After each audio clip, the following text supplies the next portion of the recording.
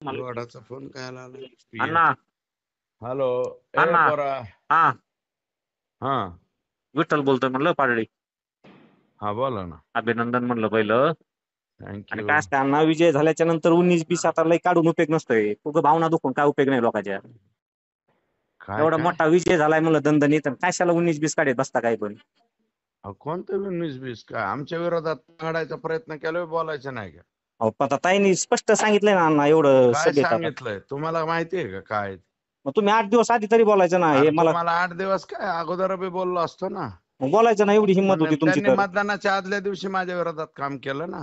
अहो कुठं काम केलंय उगा, तुम्ही निवडून आला तुम्हाला वाटतं लीड अरे आली. गप रे, तू नीट बोल. तू काय मग कोणाशी एवढी हिंमत बोलतो? होती तर बोलायला पाहिजे होतं तुम्ही अरे अण्णा. तुझी हिंमत आहे तर ये ना तू इकडं. कुठं येतोस? मग सांगा कुठे येऊ. ए तू अरे हे तर ये ना आष्टीला.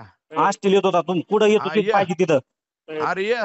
हे काय तू पुंचीराव नको निवडून आल्यावर शहाणपणा तुम्ही बोलू. लागले शहाणपणा नीट करायला. बोल. ए विठल्या, हा तू कोणाशी बोलतो? आम्ही मत दिलेत, आम्हाला लोकांना त्रास व्हायला अरे लागला ना आम्हाला. तू कोणत्या गावाचा आहे? मी आनंद गावात मत दिलेत, शिरूरला मत दिलेत, असं काय करता तुम्ही? हा हा आनंद गावात मत दिलेत. मला दिलेत आनंद गावच्या लोकांनी.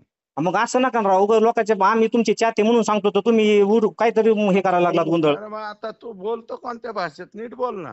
मग चांगलं अण्णा माझ्या तुम्हाला नीटच विरोधात बोलतोय. आदल्या दिवशी त्यांनी काम केलंय म्हणून मी बोललो. मग पुरावे द्या ना, तुम्ही तिथं काम केलंय तर आम्ही मान्य करू बा. चल ताईने काम केलंय आणि चला हा तुम्ही बोला तरी. पुरावेच आहेत, सगळे पुरावे आहेत. आणि द्या तिथं पुरावे जाहीर सगळ्यांना करा, म्हणजे विचार. आमच्यात आम्हाला तरी वाटतं शिरूर ताईने. तालुक्यातच विचार पुरावे काय आहेत.